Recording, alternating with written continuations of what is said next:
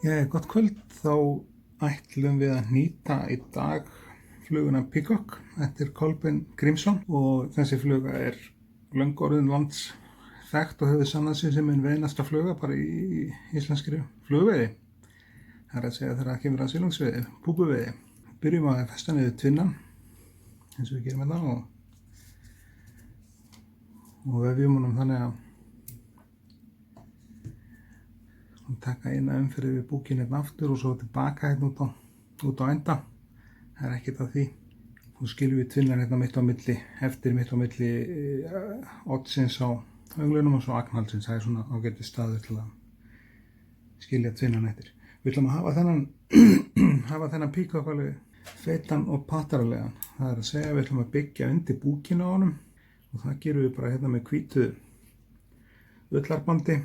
Það má vera svart eða hvernig sem er, vegna þess að þetta ullarband mun ekki og á ekki að sjást á eftir þegar flugan er klár, það er að segja, og búið að vefja páfuglsfönunum yfir búkinn.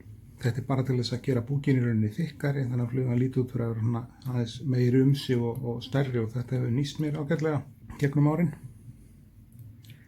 En þá vefjum við þessu sem sé svona frá okkur. Við erum samt að passa að skilja eftir smá pláss hérna fyrir hausinn, þannig ég ætla ekki alveg að fara með þetta fram í. Þá læsum við þetta niður með tvinnunum hérna. Svona.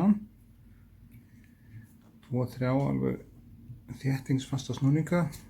Samt ekki þannig að við slítum þetta. Þá klippum við ullatvinnan eða ullaþráðinn í burtu.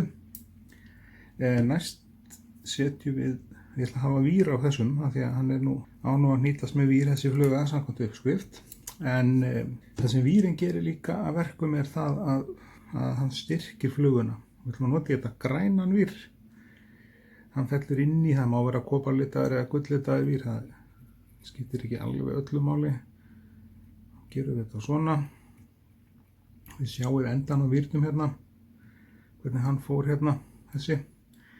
Við þennan enda er rosalega gott að bara leggja hann hérna aftur með og binda hann undir fluguna því þá verður hann bara til friðs þannig að þetta skríður ekki til svona.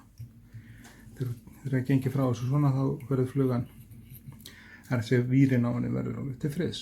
Næst tökum við því sem nemur svona 6 fanir af páfugl saman. Það er ekki voðalega dýrar þessar páfuglfjaðrir. Eða hörlið eins og þetta heitir á ensku. Festum það niður hérna framan og verðum því alveg hérna aftur á. Við förum svo með aðra umferð hérna fram svona og næsta skref er að vefja fjöðrunum utan búkinn og mynda búkinn með fjöðrunum og við erum að passa okkur að þegar maður gerir þetta að slíti ekki fanirnar, það er eiga til að slitna eins og þessi, þetta er stutt þessi sem stendur öðn upp úr en það er eiga til að slitna það er veikar en maður þarf allavega að hafa þetta í huga svona þá er þetta komið þá er ekkert annað að gera en að klippa þetta í burtu og svo klippum við þess að stöku hérna, hún bara fer undir vírinn þegar þar kemur. Svo næsta sem gerist er það að vírinn kemur og vefst í gagnkvæma átt við vafningin á fjöðrunum. Þannig að þetta binst þannig. Vírinn, það ber ekkert mikið á honum en þessi vírinn gerir að verkum við það að hann styrkir flugun alveg heilan helling og þess vegna ef maður er að veiða, það er að segja og vill fá flugu sem að hefur betri endingu þá myndi ég hiklaust mæla með því að setja vír og jafnvel lakka undir búkinn. Nú erum við búin að festa vírinn og þá helikopterum við hann svona af. Það snúum hann bara hérna í rólegheitum. Hann gefur svo endanum alltaf svona, hann farinn. Má kannski nota bútinn á honum hérna í aðra flugu okkur tíma setna. En þá er flugan eiginlega næstum því orðin klár. Eina sem við eigum eftir að gera er að setja á hana þetta rauða glóbrætt efni En rauða glóbrætefnið á að vera líka eftir í rauninni lirfunni að kíkja út úr hylkinu. Og þetta sem sé fluga sem á að líka eftir púpu af vorflugu.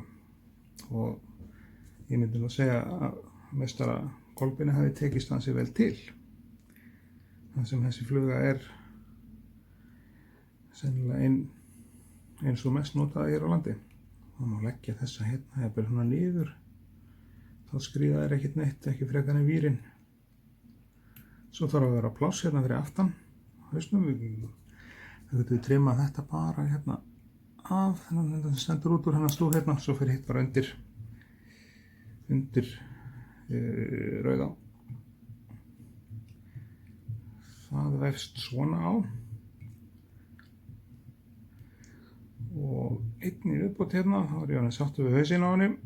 Og hausinn svona, því næstum því 50-50. Þetta helminga þetta rauða glóbrætt efni og svo hinn helmingurinn bara svartur tvinni.